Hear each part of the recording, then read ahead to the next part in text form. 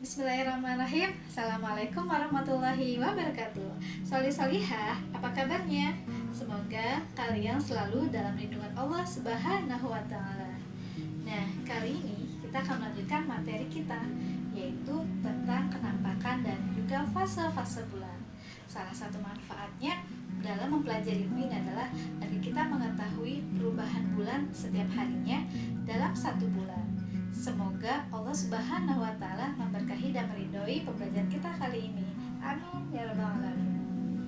Solihah, salah satu tanda kebesaran Allah yaitu ketika kita siang hari kita dapat melihat matahari, sedangkan ketika malam hari kita dapat melihat bulan.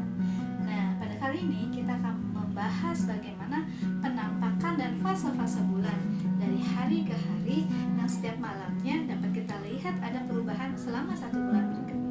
Agar lebih jelas dan paham, mari kita simak video berikutnya. Fase bulan merupakan perubahan bentuk bulan yang berubah-ubah jika dilihat dari bumi. Fase ini dipengaruhi oleh revolusi bulan atau proses perputaran bulan yang mengelilingi bumi pada orbitnya.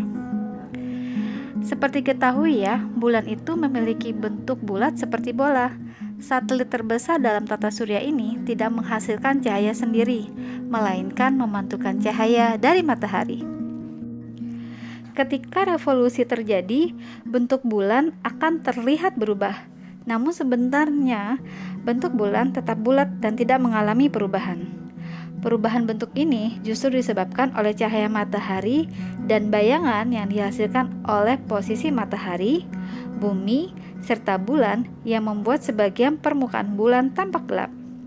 Fase bulan terdiri dari 8 jenis. Apa saja? Mari simak ulasan berikut ini. Fase yang pertama adalah fase bulan baru atau new moon. Fase ini bulan berada di tengah-tengah matahari yang menyebabkan terjadinya gerhana matahari. Pada fase new moon atau bulan baru, bulan menghalangi cahaya matahari yang seharusnya menyinari bumi. Hal ini membuat bulan yang menghadap bumi tidak terkena cahaya matahari, sehingga bulan tidak terlihat dari bumi.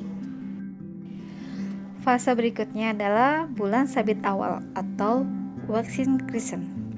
Dalam fase ini, bulan akan bergerak meninggalkan titik tengah matahari dari bumi, sehingga bagian bulan yang terkena cahaya matahari kurang dari setengahnya, sehingga membuat bulan tampak seperti sabit jika dilihat dari bumi.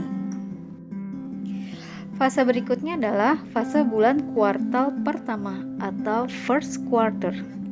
Pada fase ini, bulan tampak seperti setengah lingkaran. Dalam fase ini, bulan terletak pada sudut 90 derajat antara bumi dan juga matahari. Selanjutnya adalah fase waxing gibbous.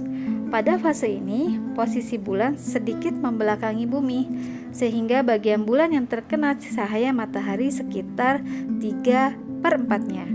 Posisi ini membuat bulan terlihat cembung jika dilihat dari bumi.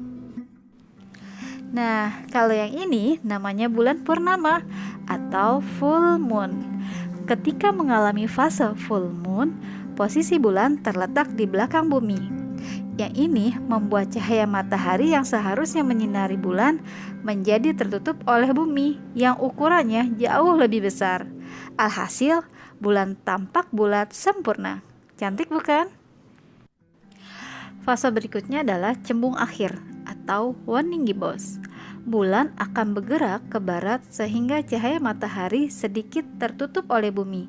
Akibatnya, bulan tampak cembung atau 3/4 bagian bulan dari bumi. Fase berikutnya adalah fase kuartal ketiga atau third quarter. Dalam fase ini, cahaya matahari menyinari sebagian-bagian dari bulan. Nah, hasilnya bulan terlihat setengah lingkaran jika dipandang dari bumi.